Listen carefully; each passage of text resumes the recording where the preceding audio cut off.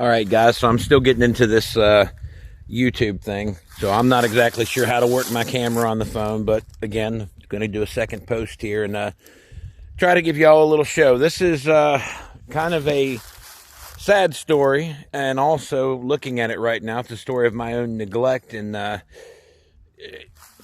I'll take you into this car. This is a 1957 Chevrolet 210, which was the lower trim model. It was kind of the middle of the bunch. Two-door sedan, or post car as they like to call them. Now, as you can see, the roof line on this is not it's not proper. It's been chopped. And it's been sitting a very, very, very long time. Quick story behind this car. Years ago, when I was probably 12 or 13 years old, ended up meeting, when I went with my dad, ended up meeting this guy who had a Tri-5 shop. Guy whose name was Terry Riley. He was about my dad's age or whatever, but story goes that, we became friends. And when I was like 15 or 16, I remember driving up there with my driving permit, and I'd take parts off of my car, and he had, brand new parts, and I'd pay him by the week with my little grocery store, salary. So, but we just always clicked over these cars. Well, his business flopped, so he was working out of his own garage, restoring cars. And he had a heart attack and passed away, and this was probably about 20 years ago. In the time after that, I had helped his wife move some stuff around the house, and my dad had helped do some stuff for her. Well, story goes is that, I was up there one day, and I'd come back from Nashville Auto Diesel College, and I'd brought a buddy of mine down.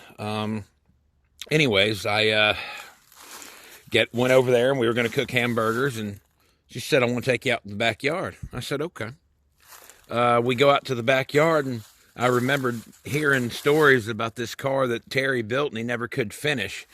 She had pictures of him chopping the top somewhere in the early 80s, and he'd tried to do a square headlight, but he'd louvered the hood. I mean, totally get his, I really get his vision with it, everybody's trying to do something different. But, okay, so the car was given to me nearly 20 years ago. It was in much better shape. It's really dirty now. We're going to have to clean it off. As far as I know, it's going to need floors now, and that's my own damn fault. I probably could have saved it had I coated them. It's probably going to need a lower quarter on the other side. I think the trunk's okay. I think everything else can be done. The frame had been painted and protected at some point or another. So, I don't know what I'm going to do with it. I'm not going to get rid of it. It was given to me by my friend's wife. She gave it to me. And, but we may be talking something low buck rat rodish kind of thing for now. Use what you got, but get it running. But man, it's going to be a trip. I've got to finish off, I guess, where he did the doors and everything else. And then biggest thing is decide whether I want the little the wing windows. That would be harder, and I really, in a chop top, don't see much of a need. I mean, in all honesty, look at all the holes in the floor. I'm going to be getting some wind, but either way, there's a lot of parts from cars that don't even belong in here, and there's all kind of junk. But ow! Oh, and by the way, he did shave the door handles. I do dig the look he was going for. So this thing could be maybe a lowered. Louvered, throw a cheap small block in it, which I think I've got, and just ride it for now, then decide what to do with it. Anyways, thanks again for watching. Place your comments down, positive, negative, your ideas. I want to hear them. Want to hear where you're coming from, and want to hear about what you're working on. So this is Jeremy signing off till next time, and keep it moving, guys. Thank you.